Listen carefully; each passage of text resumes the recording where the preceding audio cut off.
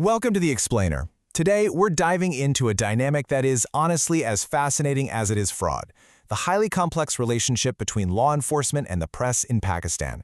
Based on a really insightful analysis by Mohammad Ali Babakhel, we're going to completely unpack how these two giant institutions interact, why they clash so frequently, and most importantly, how this tug-of-war directly shapes the news you consume every single day. Let's get right into it. So there's this prevailing narrative out there, and it goes something like this. The media here often shows the police as violators instead of protectors of human rights. Now think about that for a second. Independent media has grown massively, and it's this incredibly powerful tool for accountability, right?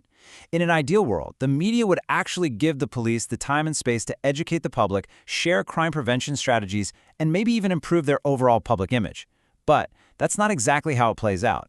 Instead, what we have is this fundamental tension, a persistent stereotyping that actively prevents both sides from working together for the public good.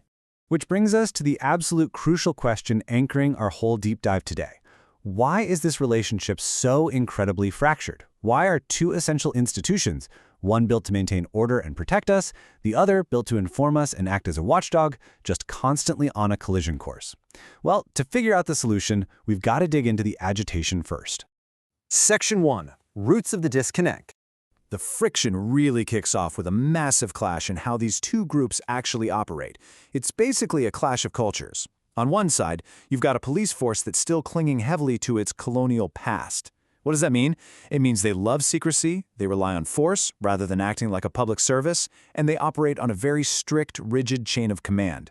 Then, on the other side, you have the modern media. They've fought hard for their freedom to be a watchdog, sure, but they're also completely profit-driven. They're constantly competing in this wildly fast-paced environment for breaking news and ratings. So you can instantly see the problem, right? A secretive, tightly controlled police force directly crashing into an independent media that's desperately racing against the clock to get the story first. And because of that rigid chain of command, we hit a literal roadblock on the ground. Picture this. A crisis happens. The first responders and junior officers who are physically at the scene, they lack the training to deal with the media, so they stay completely quiet. Meanwhile, the senior officers, the only ones actually authorized to speak, are totally inaccessible. Boom, information blackout. For a journalist sweating over a tight deadline, being stonewalled like this is incredibly frustrating. And here's the catch. When the official flow of information stops, the media is left to fill that void themselves. And that can, and often does, lead to the quick flashing of totally unverified news. Section 2. The real-world consequences. Now, when professionalism drops and reporters start intruding on breaking news without any coordination, the fallout isn't just bad PR. It's genuinely severe. We're talking about crime scenes getting completely compromised in the chaos, which literally jeopardizes court cases down the line. And in the most terrifying scenarios, like during live coverage of terrorism, reporters can physically get caught in secondary blasts. That puts them and the security personnel in grave danger.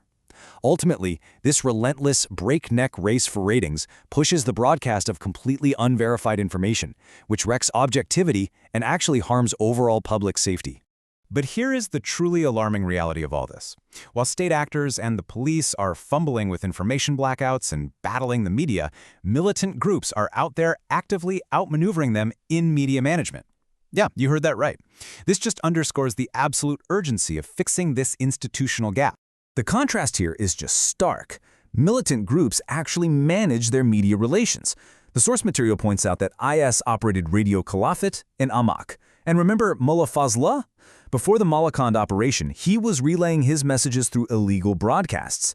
They have clear, deliberate communication strategies. Now contrast that with the police: an absolute absence of a comprehensive media policy, a lack of trained PR practitioners, and that stubborn reliance on secrecy.